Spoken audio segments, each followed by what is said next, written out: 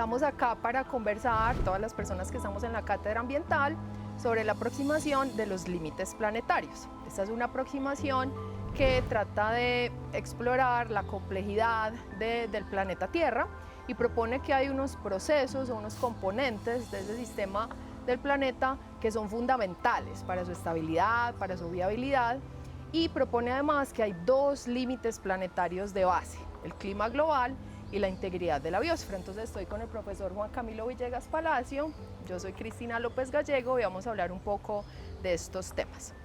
Profe Juan Camilo, empecemos con el clima. ¿De qué hablamos cuando hablamos de cambio climático global y por qué decimos que hay una crisis climática? Hola Cristina. Bueno, hablamos de crisis climática porque en un periodo de tiempo muy corto, apenas 200 años, la Tierra como sistema ha experimentado cambios que no se han visto por lo menos en el último millón de años o más. Esos cambios son fundamentalmente la química de su atmósfera, las actividades de los seres humanos o como producto de las actividades de los seres humanos hemos cambiado la química de la atmósfera de tal manera que el sistema terrestre es capaz de almacenar mucha más energía y esa energía se usa fundamentalmente para dos cosas: que circule la atmósfera alrededor de la Tierra, alrededor de la superficie, y que circule el océano. Esas dos cosas son el clima. Cuando hay más energía, el océano y la atmósfera y el ciclo hidrológico circulan más rápido y eso produce que haya extremos cada vez más fuertes, olas de calor más fuerte, temporadas de frío más fuerte, temporadas de huracanes más fuerte, todo eso como producto de las actividades humanas. Es crisis porque no tiene precedentes en la historia de la Tierra y está provocando efectos no solo sobre la humanidad, sino también sobre los ecosistemas y las demás especies, además de los seres humanos, que nunca habían sido registradas en la historia de la Tierra. Cristina, pero además de la crisis climática, hay una crisis de biodiversidad. ¿En qué consiste la crisis de biodiversidad? Sí, desafortunadamente también tenemos graves problemas con la biosfera. La biosfera es toda la vida que hay en el planeta y cuando hablamos de biodiversidad hablamos de toda la diversidad de la vida en la Tierra, no solo la diversidad de especies, de animales, de plantas, de hongos, de bacterias, de otros organismos, sino también la diversidad de los genes y la diversidad de los ecosistemas. Y desafortunadamente algunas de las actividades de los humanos están causando que esa diversidad se pierda. En particular, por ejemplo, estamos causando que haya más extinciones de especies, es decir, las extinciones son naturales, siempre han sucedido en la historia del planeta, pero como tú decías con el clima, lo que pasa es que con las actividades humanas esa tasa de extinción se está acelerando, estamos haciendo que especies se extingan, digamos, prematuramente del planeta. Y también hablamos de colapso de ecosistemas, estamos causando que los ecosistemas pierdan especies, pierdan su estructura, pierdan sus funciones. Entonces hablamos de una crisis de la biodiversidad porque estamos perdiendo biodiversidad y pues con ella vida que es increíblemente valiosa en este planeta, pero además también los beneficios que los humanos recibimos de la biodiversidad. Entonces, ¿y esas dos crisis tienen relación? Y esas dos crisis tienen relación, como ya vimos en esta cátedra ambiental, el sistema del clima y la biosfera están interactuando todo el tiempo y de hecho en la aproximación de límites planetarios la idea es que son 9 límites planetarios y todos son importantes y todos están interactuando unos con otros, entonces claro que tienen que ver y ahorita vamos a ver que hay causas comunes de hecho en estas crisis de las que estamos hablando.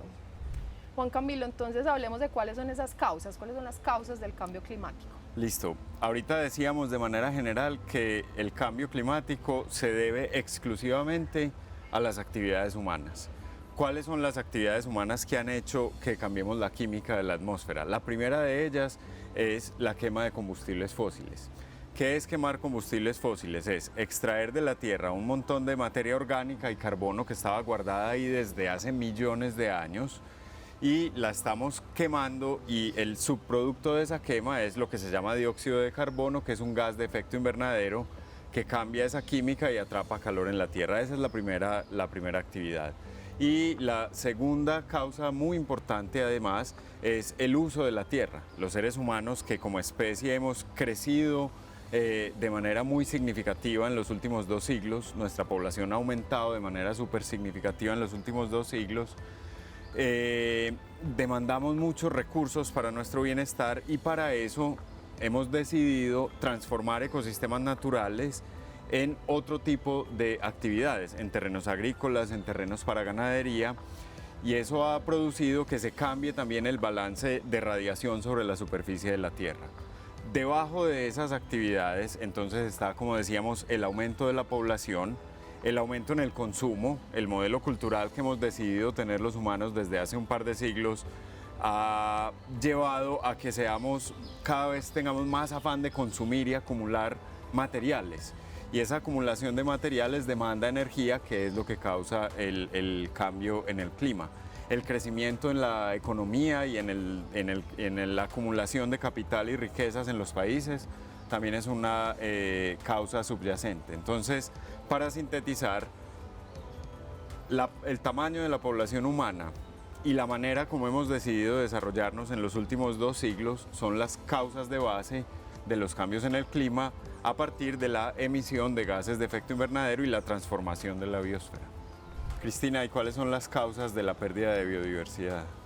Bien, es muy interesante porque son pues básicamente las mismas que tú acabas de mencionar, pero en el caso de la integridad de la biosfera.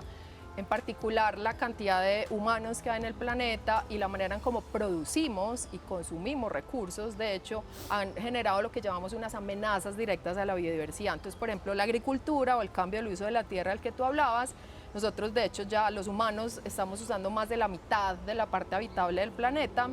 Ha causado gran pérdida de biodiversidad que llamamos destrucción de hábitat. Entonces, cuando tomamos un bosque para hacer un potrero de ganadería, o cuando llenamos un humedal, o cuando destruimos un arrecife de coral, pues estamos perdiendo toda la biodiversidad que estaba allí. Pero además de eso están los casos de sobreexplotación, particularmente en ecosistemas marinos, pero también en los dulceacuícolas y terrestres. Entonces, por ejemplo, extraemos una especie para consumir como alimento o como material de construcción, literalmente hasta que colapsamos las poblaciones e incluso extinguimos la especie. Y hay otros fenómenos como por ejemplo, bueno, la contaminación de químicos, incluyendo plásticos, contaminación en el aire, en las aguas, en el suelo, que también generan pérdida de biodiversidad. Las especies invasoras, que son especies exóticas que nosotros movemos de un sitio a otro y que terminan degradando la biodiversidad nativa, a donde las introducimos. Y de hecho el cambio climático también puede generar pérdida de biodiversidad, ¿cierto? Puede generar cambios no solo en la fisiología, pero incluso en todo el comportamiento de individuos, de poblaciones, de ecosistemas, y eso también puede llegar a generar pérdida de biodiversidad. Entonces creo que pues esto es triste ver todos estos fenómenos que estamos causando sobre la naturaleza, pero creo que es bueno que sepamos que como son causas comunes que están produciendo daños en diferentes partes del sistema planetario, podemos entonces utilizar también soluciones comunes para empezar a abordar estas crisis ambientales. Juan Camilo, y todo esto que está sucediendo pues tiene unos impactos no solo sobre las sociedades humanas, sino sobre los ecosistemas y todo el sistema planetario como nos contabas. ¿Nos puedes hablar un poquito más de cuáles son esos impactos del cambio climático?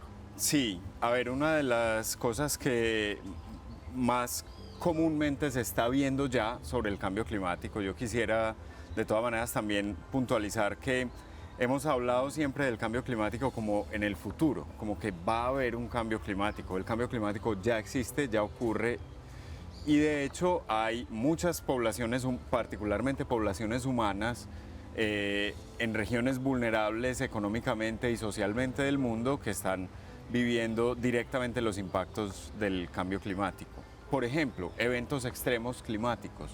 Si uno está atento a las noticias en estos días, se da cuenta que siempre hay eventos extremos. Entonces, olas de calor tremendas en la India, temperaturas de 50 grados centígrados en asentamientos humanos, sequías que están amenazando con dejar países enteros sin agua, sin abastecimiento de agua y por lo tanto sin agricultura y sin producción de alimentos, eventos extremos de lluvias que causan desastres naturales, como avenidas torrenciales, inundaciones, avalanchas, aumentos en el nivel del mar que han amenazado ya naciones enteras. En el Pacífico, por ejemplo, particularmente en el Océano Pacífico, hay muchos países que son pequeñas islas que están al nivel del mar. Un aumento en el nivel del mar pues simplemente desplaza a toda esa población.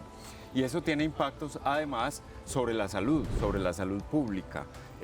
Porque los vectores de enfermedades cada vez van expandiendo su rango geográfico, su rango de distribución. Entonces, enfermedades que estaban restringidas a un área geográfica particular, ahora tienen un rango de distribución mucho más amplio y por lo tanto cuesta para la salud pública. Entonces, claramente hay unos impactos directos en términos de la economía, de la vulnerabilidad de las poblaciones, de la salud, además de la producción de alimentos, del abastecimiento de agua, es decir, en todos los renglones de la vida humana hay impactos del cambio climático.